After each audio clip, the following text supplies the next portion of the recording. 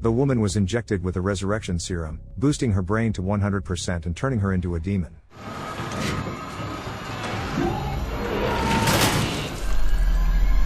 Berkeley, California. Frank and Zoe, a married couple of scientists, work in a university lab. Secretly, they conduct experiments with the Lazarus serum they discovered, without informing their sponsors or the dean. Together with their colleagues Nico and Clay, they attempt to revive a pig, but their efforts fail. Preparing for a scientific breakthrough, they enlist a camerawoman, Eva, and record a short interview. That evening, when Zoe is alone, Nico returns to the lab to scare her with a pig mask and spend time with her. He is in love with her but must remain just a friend, always there to listen when she needs him. That night, Zoe has a nightmare related to a childhood trauma. She dreams of being a little girl trapped in a burning apartment building. Zoe watches as her neighbors burn, reaching their hands under the door. Before she wakes up, faith is the only thing that helps her calm down. The next morning, the team resumes their experiments, making slight adjustments to the serum. They try to influence the body of a dog with cataracts, but once again, they fail. Just when it seems like another failure, the dog comes back to life, and its sight is completely restored. The team is skeptical of the success and decides to keep the results private until they verify the serum's effectiveness. Zoe and Frank take the dog home but notice that it's behaving strangely.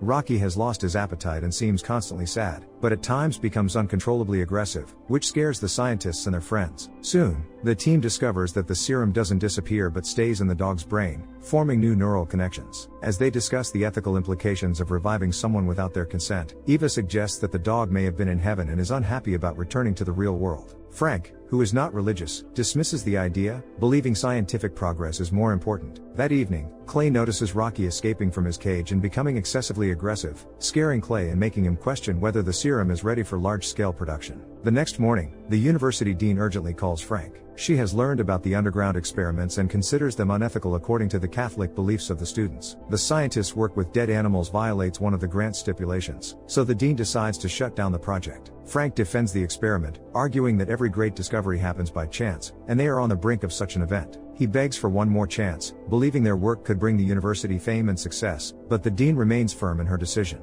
In the end, Frank realizes that someone has leaked confidential information about their experiments and discoveries, leading to the project's urgent closure. He suspects it's one of the team members, but he can't figure out who might have betrayed them. Meanwhile, representatives from a major pharmaceutical company arrive at the university. They announce that all intellectual property will be seized, including computers, saved data, and the serum used in the experiments. Zoe tries to stop them, but she is powerless. It turns out that the corporation has acquired the small company that funded their research, giving them full rights to seize anything related to the experiment. The team suspects Eva may have reported their breakthrough, but as a simple operator, there was no reason for her to betray them. The scientists are disheartened, realizing that 4 years of hard work and experiments have led to nothing, and all their achievements have been stolen. Frank understands that this was all planned, as the corporation never hired them to continue working on the project. Most likely, the corporation somehow learned about the progress of the experiments and intervened to steal the serum before the scientists could patent it. The only way to stop them and gain recognition is to break into the lab and conduct one more experiment, capturing it on video. Zoe still has some of the serum, and Eva has the keycard, so they plan to break into the lab.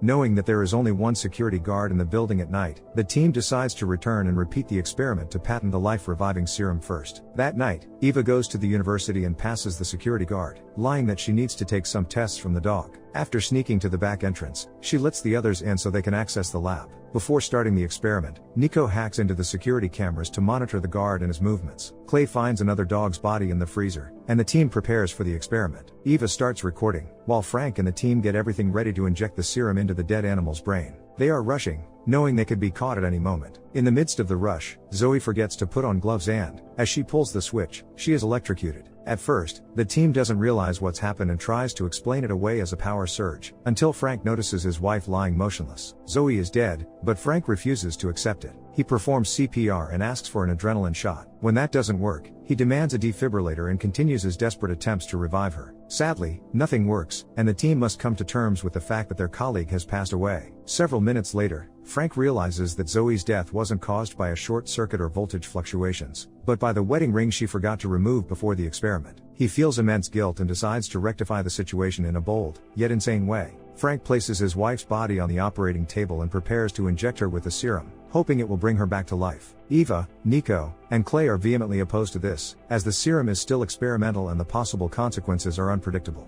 Frank ignores their objections, unwilling to lose the woman he loves, and is ready to do anything. Understanding his pain and in some ways supporting him, the team reluctantly agrees to try to bring Zoe back. They inject her with the serum and shock her body with several electric jolts, but nothing happens. Frank suggests increasing the voltage, just as Nico notices that the security guard has disappeared. Checking the surveillance cameras, he sees that the guard is making his rounds and is now very close to them. Fearing jail time for unauthorized entry and inhumane experiments, the team shuts off the power and hides in the darkness. The guard doesn't notice them and returns to his post, allowing the team to continue. In that moment, Frank notices that Zoe has come back to life, startling not just him, but the entire team. Frank tries to revive his wife, but Zoe is disoriented and scared. She doesn't believe she's dead but is thankful to the team for bringing her back. Eva is curious about what happened to Zoe after her death, whether she went to heaven or hell. Zoe experiences terrifying visions but can't explain them, still deeply frightened. Frank asks everyone to leave his wife alone, as they need to conduct further tests to ensure she's okay. During an MRI, Clay notices strange and disturbing signs. Zoe's body has fully healed from the incident, but the neuronal activity in her cerebral cortex continues to surge. Frank believes this effect is temporary and is confident that everything will return to normal once the serum dissolves in her body. Clay is less optimistic and fears that their experiment could have unpredictable consequences. Eva doesn't understand the cause of one of the scientists' panic and asks Nico to explain what's happening. As is known,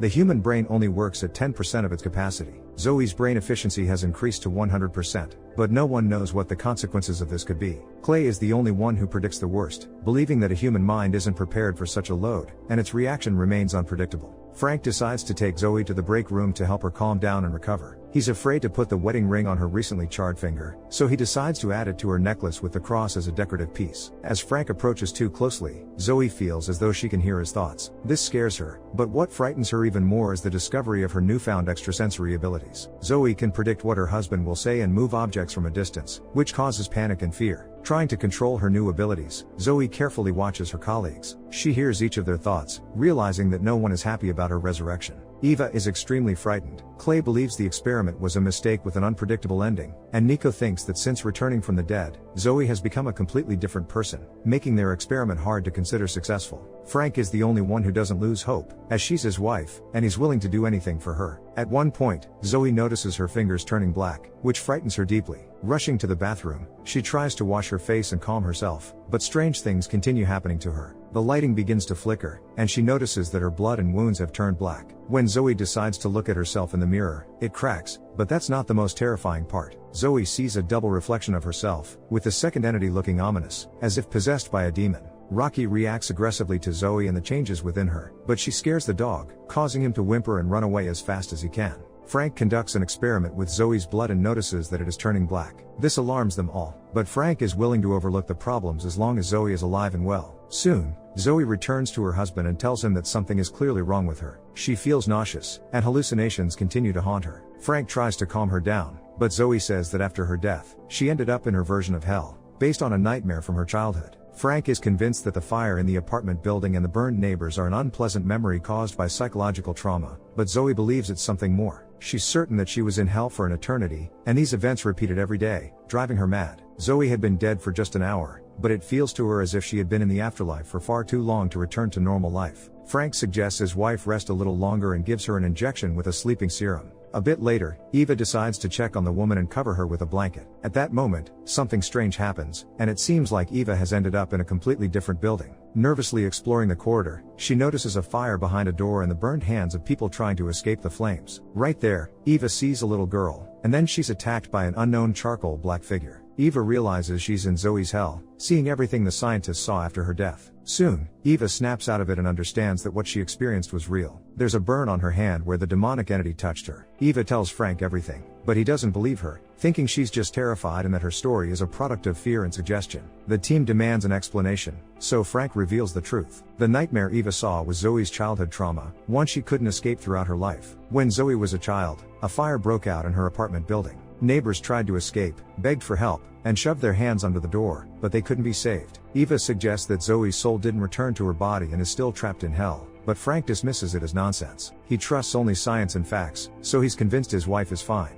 Clay suggests that Zoe has turned into a mad, aggressive psychic. The human brain isn't ready for a sudden surge in capacity, and a tenfold increase in its abilities literally drives a person insane. Clay is convinced such processes require centuries of evolution, and Zoe wasn't ready for this. With her extraordinary powers, she lost the ability to distinguish right from wrong. The serum made her brain evolve, granting Zoe not just telekinesis and telepathy, but also an aggression bordering on madness. The team realizes it's time to pack up and leave the lab. Before they do, Nico decides to delete all the footage from the surveillance cameras when he notices something strange. Someone used a fake admin account to infiltrate the network, allowing them to monitor the experiments. Frank and Nico understand that this must be the work of the pharmaceutical company, which has been watching their every move. The last login to the account was just 20 minutes ago, meaning they know everything. The scientists must escape as quickly as possible, or they'll be arrested or killed. Meanwhile, Zoe is once again haunted by a nightmare, where she's a little girl trapped in a burning apartment building. Overcome by inner fear, she loses control of her powers, causing her to levitate above the couch, her eyes turning completely black. It becomes clear that there's something demonic inside Zoe, but the worst part is that it's not some otherworldly entity possessing her. She herself is the devil. As the team gathers their things, preparing to escape the lab, Nico notices the flickering lights in one of the rooms. There, he encounters Zoe, whose behavior terrifies him. Not only is she frightened, but she's also incredibly persistent. She begs for help and kisses him, but he rejects her, reminding her that they are friends and she has a husband. Zoe reacts aggressively, vowing to show him and the team the mistake they've made. She had been righteous and tried to fix her mistake, but she still ended up in hell, meaning there's no redemption. To demonstrate the price of that mistake, Zoe locks Nico in a closet and crushes him, causing him to die from multiple injuries. The team notices Nico's disappearance, but Zoe blatantly lies about it. Clay senses something terrible is happening and decides to call security. Zoe stays one step ahead, using her powers to cut off communication.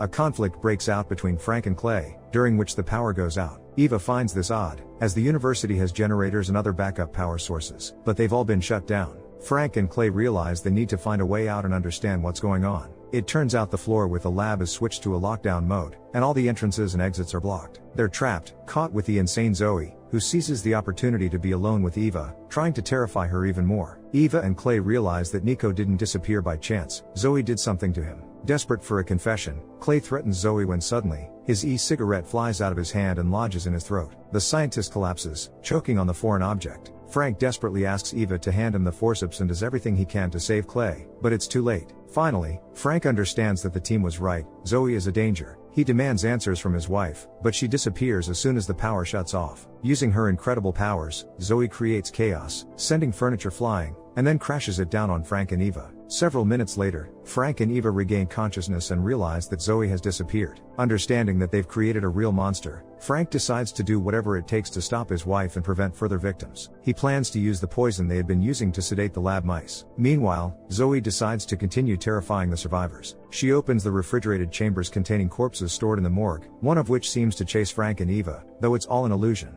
Leaving Eva alone and telling her to hide safely, Frank heads towards his wife. He conceals a syringe behind his back, but Zoe knows what he's planning and won't let him attack her. Zoe instantly moves and penetrates Frank's mind, reading his thoughts. Upon learning that he plans to kill her, she acts first, executing him. Afterward, Zoe injects herself with an entire vial of the serum to greatly enhance her abilities. She cuts the power and decides to toy with the terrified Eva, the last survivor. Eva struggles to adjust to the darkness, navigating the lab with a flashlight. She manages to hide several syringes of poison in her boots, just in case Zoe gets too close. The demonic entity plays with Eva, constantly scaring her, then attacks from behind, dragging her into her own hell. Eva tries to communicate with a little girl she encounters, only to realize that as a child, Zoe wasn't a victim of psychological trauma. She burned her neighbors without remorse or empathy. As the demon reveals its true form, it moves in on Eva again. But this time, Eva manages to defend herself and injects Zoe. Zoe dies, and rescuers arrive at the scene. It seems the nightmare is over, but in a shocking twist, Eva realizes she's been trapped in an illusion. Zoe kills her, then resurrects Frank using her own blood. Can the fear of death push humanity to create something truly destructive? Where do we draw the line between scientific progress and moral responsibility? Share your thoughts in the comments down below, give a like, and don't forget to subscribe to the channel. See you in the next video.